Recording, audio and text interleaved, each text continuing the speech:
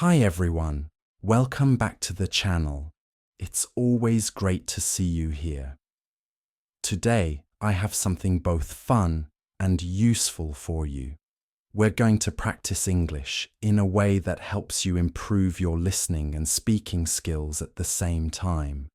Sounds good, right? In this video, you'll be using a technique called shadowing. What is shadowing? It's a simple but powerful method where you listen, read along, and then repeat out loud, trying to match my pronunciation, rhythm, and tone. It's like being a shadow, following every sound, every word, just like a native speaker would say it. Here's how to make the most of it.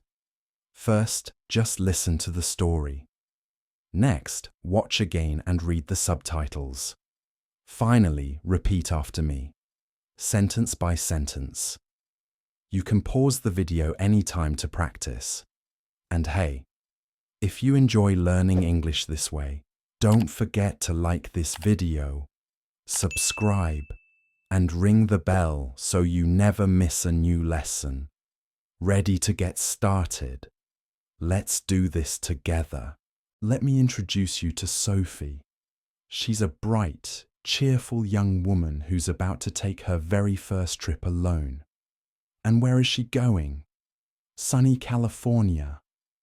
Sophie is flying there to visit her grandmother, and she couldn't be more excited. This is a big moment for her, traveling solo, exploring new places, and spending time with someone she loves dearly. She's packed her suitcase, double-checked her ticket, and even made a playlist for the flight. Everything seems perfect. As she arrives at the hotel, her heart is full of joy. The weather is beautiful, the people are friendly, and the trip is off to a great start. But then, something happens. Something unexpected. And yes, it's also a little embarrassing. Just when Sophie thinks she's doing everything right, she finds herself in a situation she did not plan for. What could it be? Did she say something awkward? Did she go to the wrong place? Or maybe, just maybe, she made a simple mistake that turned into a funny memory. You're about to find out. But as you enjoy Sophie's little adventure, remember, this isn't just a fun story. It's also your chance to practice your English listening and speaking. So stay with me, follow along with the subtitles, and don't be afraid to speak out loud. Let's see what happens next in Sophie's journey. After a long flight across the country, Sophie finally arrived in California. She was happy, but also completely exhausted. Her eyes were heavy, and all she could think about was getting to her hotel and lying down. As she stepped outside the airport, the warm sunshine hit her face, and she smiled. It felt good to be here. She waved down a taxi and hopped inside, pulling her suitcase along with her. "First time in California?" the driver asked with a friendly grin. Sophie nodded. "Yes, I'm here to visit my grandmother." "That's nice," he said. "You're going to love it here." The ride was smooth, and Sophie looked out the window, taking in the palm trees and wide streets. The city felt fresh and exciting. A few minutes later, the taxi pulled up to the hotel. Sophie thanked the driver, paid the fare, and stepped out with her bag. Inside the hotel, she checked in at the front desk. The receptionist smiled and handed her a room key. "Welcome. You're in room 406. Enjoy your stay." Sophie smiled back and took the elevator to her floor. As she stepped out and walked toward her room, a sudden feeling hit her. She really needed to use the restroom. Maybe it was the long flight, or all the water she drank. Either way, she couldn't wait much longer. Luckily, she saw a sign at the end of the hallway. "Restrooms.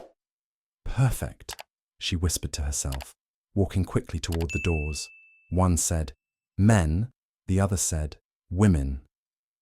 As Sophie reached for the restroom door, her phone buzzed in her hand.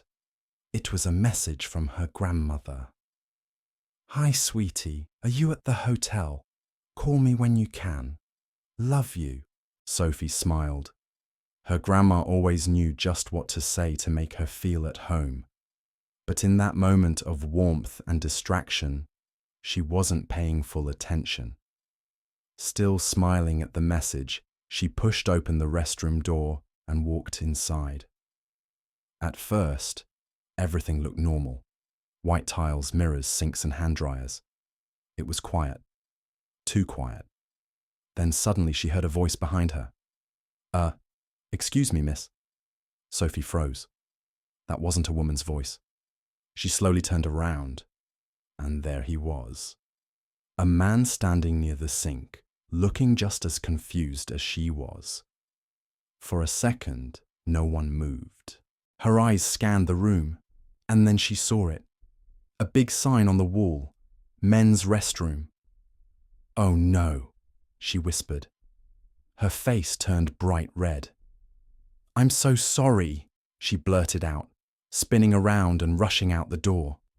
As she stepped into the hallway, she was moving too fast and nearly ran straight into the hotel receptionist. Are you okay? The woman asked, surprised. Sophie tried to smile. Yes, totally fine. Everything's great. The receptionist nodded with a polite smile.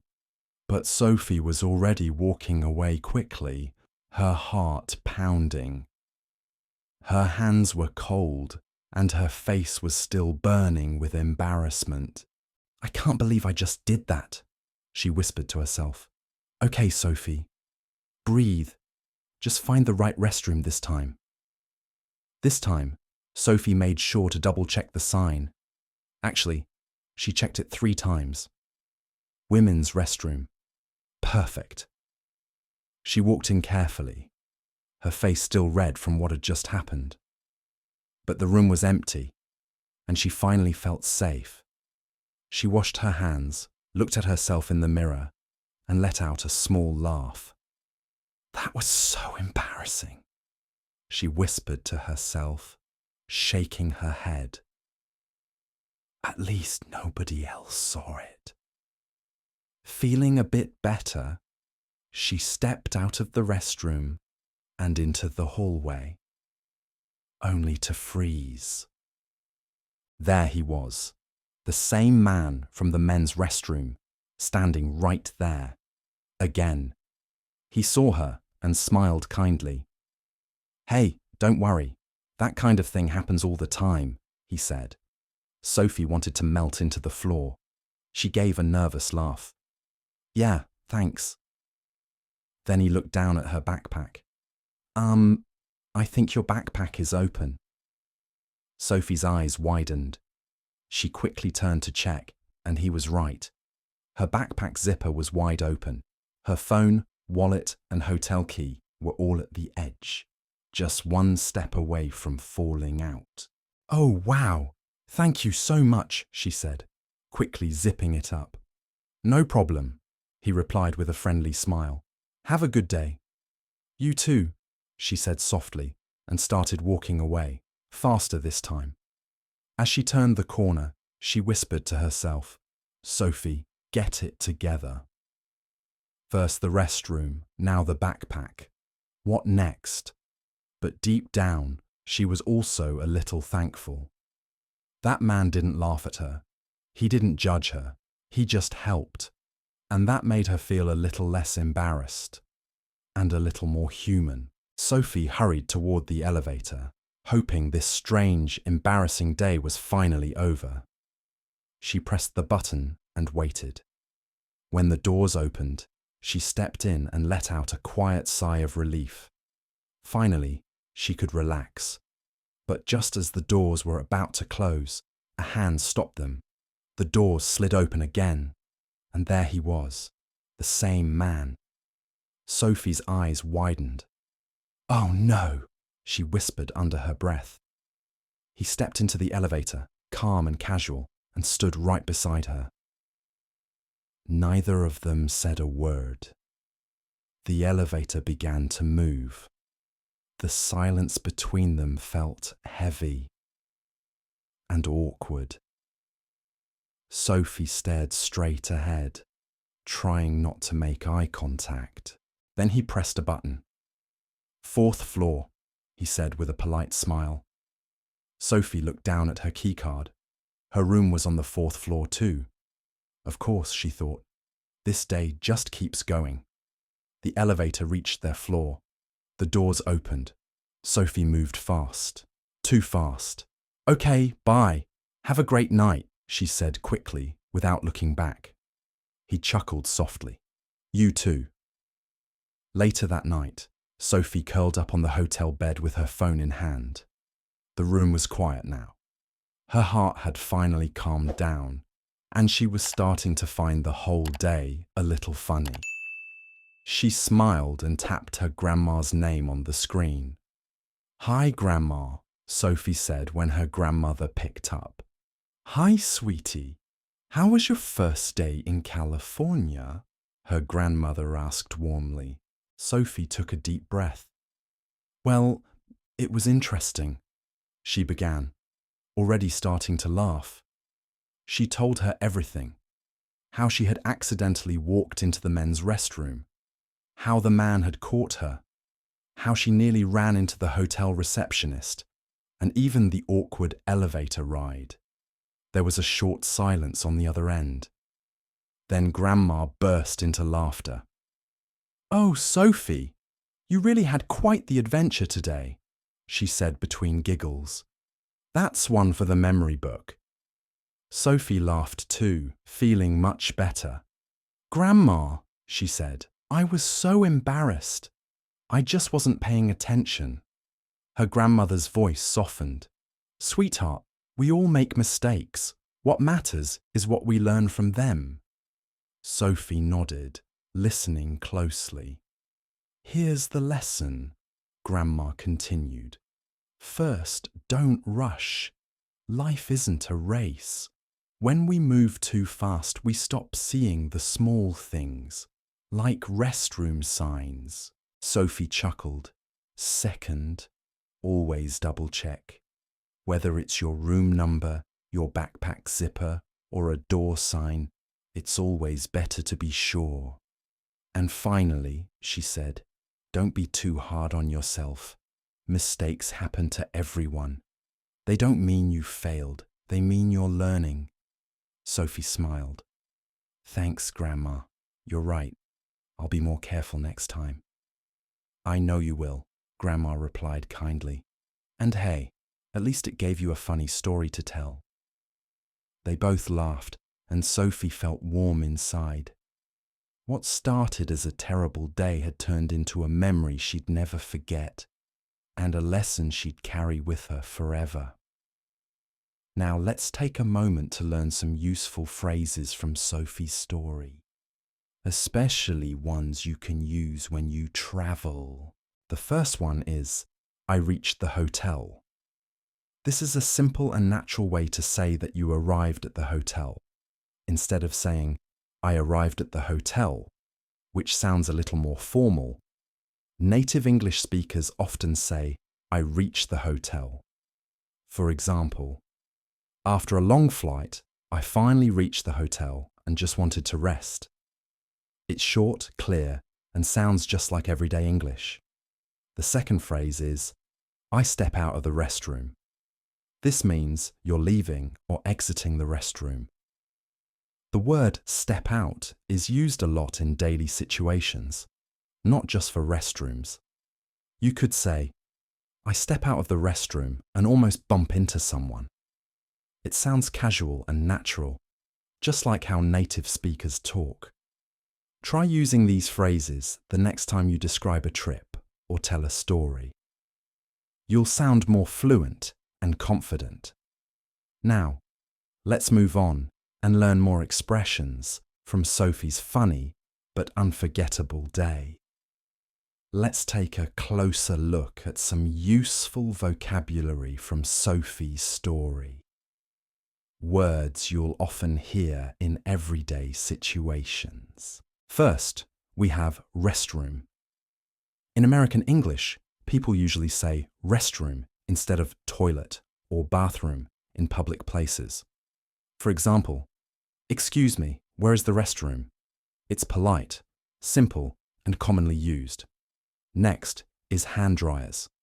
These are the machines in public restrooms that blow warm air to dry your hands. You can say, "The hand dryers in the airport restroom were really loud." It's a helpful word when describing public facilities. Then we have phone buzzes. This means your phone vibrates, usually when you get a call or message. For example, "My phone buzzes and I see a message from Grandma." It's a common way to describe that quick vibration sound. And lastly, "Hi, sweetie."